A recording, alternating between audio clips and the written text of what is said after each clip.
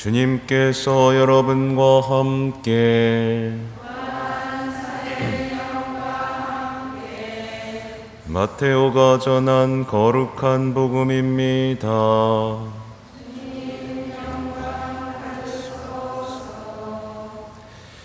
그때 제베데오의 두 아들의 어머니가 그 아들들과 함께 예수님께 다가와 엎드려 절하고 무엇인가 청하였다. 예수님께서 그 부인에게 무엇을 원하느냐 하고 물으시자 그 부인이 스승님의 나라에서 저의 이 두 아들이 하나는 스승님의 오른쪽에 하나는 왼쪽에 앉을 것이라고 말씀해 주십시오 하고 말하였다. 예수님께서 너희는 너희가 무엇을 청하는지 알지도 못한다. 내가 마시려는 잔을 너희가 마실 수 있느냐 하고 물으셨다. 그들이 할 수 있습니다 하고 대답하자 예수님께서 그들에게 말씀하셨다. 너희는 내 잔을 마실 것이다.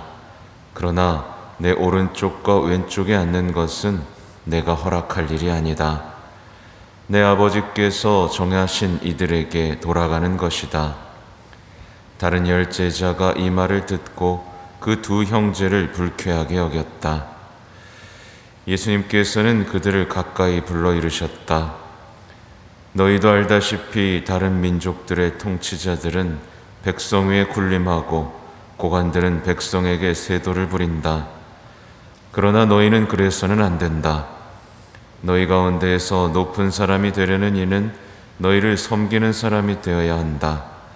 또한 너희 가운데에서 첫째가 되려는 이는 너희의 종이 되어야 한다.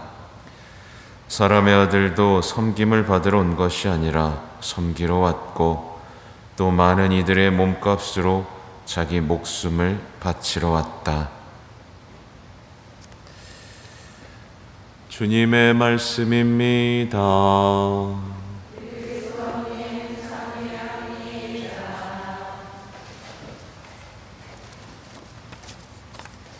전 예수님,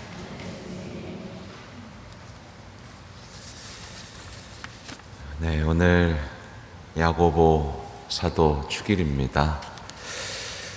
오늘 복음을 보면 모든 것을 버리고 이제 예수님을 따라 나섰던 이 야고보와 요한 그리고 엄마가 등장하죠.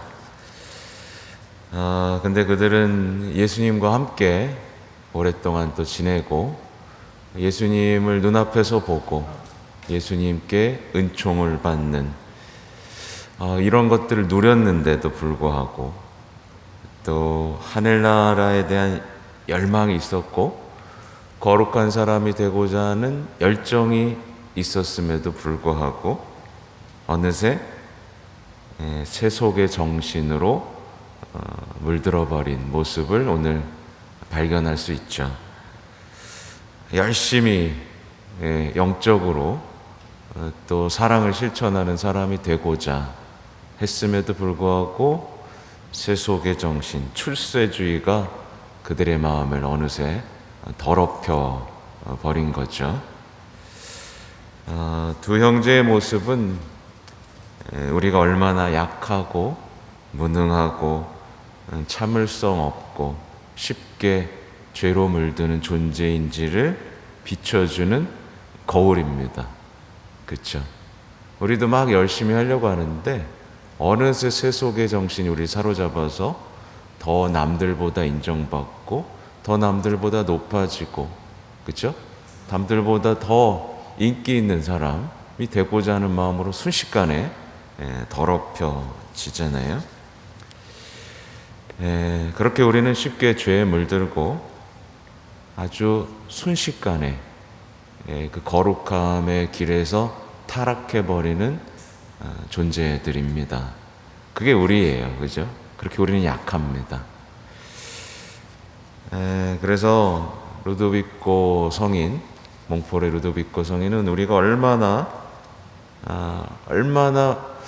그런 존재인지를, 약하고 무능한 존재인지를 이렇게 표현을 했어요.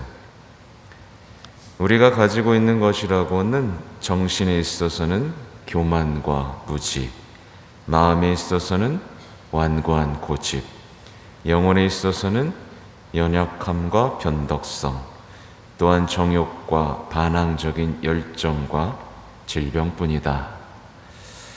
우리는 본성적으로 공작새보다 교만하고 두꺼비보다 더 야비하고 아첨을 부리며 염소보다 더 비열하고 수치스러우며 뱀보다 시기심이 강하고 돼지보다 더 개걸스럽게 탐욕이 많으며 호랑이보다 더 화를 잘 내고 거북이보다 더 게으르며 갈대보다 더 약하고 바람개비보다 더 변덕스럽다.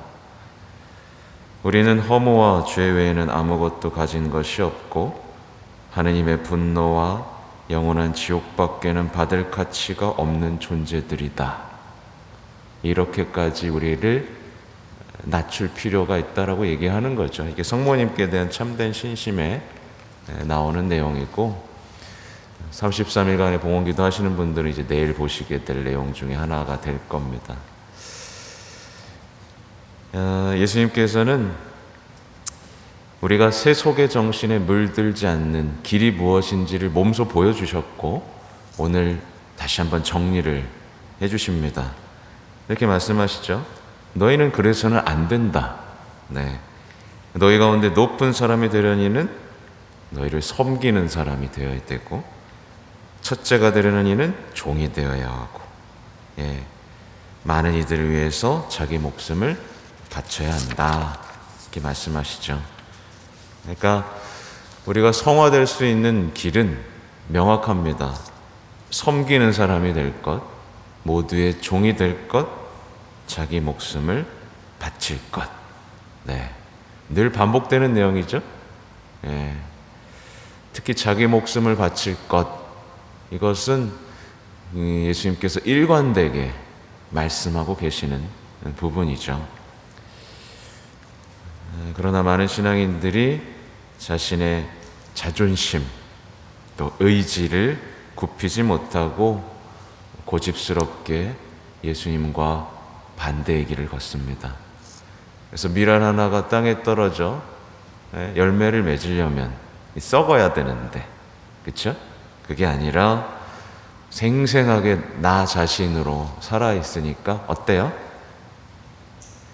많은 분들이 열심히 신앙생활하고도 열매를 맺지 못하는, 자꾸만 세속의 정신에 물들어서 열매 맺지 못하는 삶을 살고 있습니다. 그렇게 어젯밤에 어떡하지? 그럼 우리는 어떻게 해야 되나? 라는 생각을 하다가 이제 오늘 복음에서 한 부인이 등장했던 것을 묵상하게 됐어요. 그러니까 오늘 마테오 복음에는 두 아들의 어머니가 등장하죠. 그렇다면 우리가 우리의 어머니를 성모님으로 두었다면 어떻게 되었을까? 그죠? 그 두 아들의 어머니가 성모님이었다면 어땠을까? 생각을 해보는 거예요. 근데 복음을 통해서 이미 알려진 바지만 사도들, 특히 우리 야고보의 동생이었던 요한이 가장 먼저 뭐라고 들었냐면 이분이 내 어머니시다 라고 들었죠. 그리고 성모님은 사도들의 모호라고 불려지죠. 그렇죠? 그들은 결국 성모님을 어머니로 모시게 됩니다. 그리고 그때부터 본격적인 성화의 길을 걷게 되죠. 동생이었던 요한의 모습을 보면 바로 드러납니다. 동생이었던 요한은 성모님을 어머니로 모신 뒤에 어떤 사람이 되었냐면 늘 뒤에 서는 사람이 됩니다. 그래서 베드로에게 알려주고 베드로에게 양보하고 베드로에게 우선권을 넘기죠. 자기가 더 잘났음에도 불구하고 섬기는 것이 무엇인지, 종이 되는 것이 무엇인지 그 삶을 알아차리고 성화된 모습을 보여줍니다. 그리고 오늘 기념하고 있는 요한의 형이었던 이 대야고보, 예수님의 사랑받았던 제자들 중에 3명의 최애 제자 중에 한 명이었죠. 그죠? 이 대야고보는 어땠어요? 성모님을 어머니로 모신 뒤에 오래 살지 못했습니다. 네, 오래 살지 못했어요. 세상의 온갖 관심사는 끊어졌고 덕행의 모범을 살다가 복음을 위해서 첫 번째로 생명을 바칠 수 있는 영광을 누리죠. 네, 두 형제는 이렇게 극적으로 변화됩니다. 그들의 출세주의가 어떻게 변화됐는지가 보이시죠, 그죠? 그들이 할 수 있습니다 라고 말했던 것은 현실이 됐습니다. 그들은 결국 순환의 잔을 마실 수 있었던 거죠, 그죠?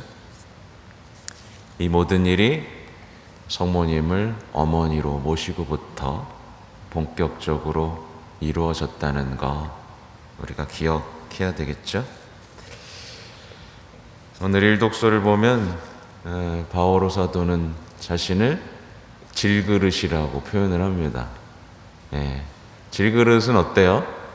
잘 깨지고 볼품도 없죠. 근데 그 질그릇에다가 보물을 담아주시는 하느님께 우선 찬미와 감사를 드려야겠죠. 우리같이 보잘것없고 우리처럼 잘 깨지는 사람들에게 보물을 담아주시다니, 그죠? 근데 우리 질그릇 같은 우리가 누구를 만났어요? 성모님을 만났죠. 성모님은 어떤 그릇이라고 불리죠? 신비로운 그릇이라고 불립니다. 그러니까 깨지기 쉬운 우리 질그릇 같은 우리가 성모님이라는 신비로운 그릇을 만나서 우리도 은총을 보존할 수 있게 되었고, 그렇죠? 우리가 은총을 보존하면서 성화될 수 있는 길이 열린 것이죠. 그래서 마무리를 하면 그렇습니다. 모든 것 안에서 모든 것을 위하여 성모님께 의탁하고 성모님 안에서 자기 자신을 잃어버린 사람은 행복해집니다. 아니, 행복합니다. 그들은 예수님을 닮아갈 것이고 예수님의 가장 멋진 제자가 되어갈 것이고 순환의 잔을 마실 것이고 자신이 원하는 성화의 길에 이르게 될 것입니다. 아멘.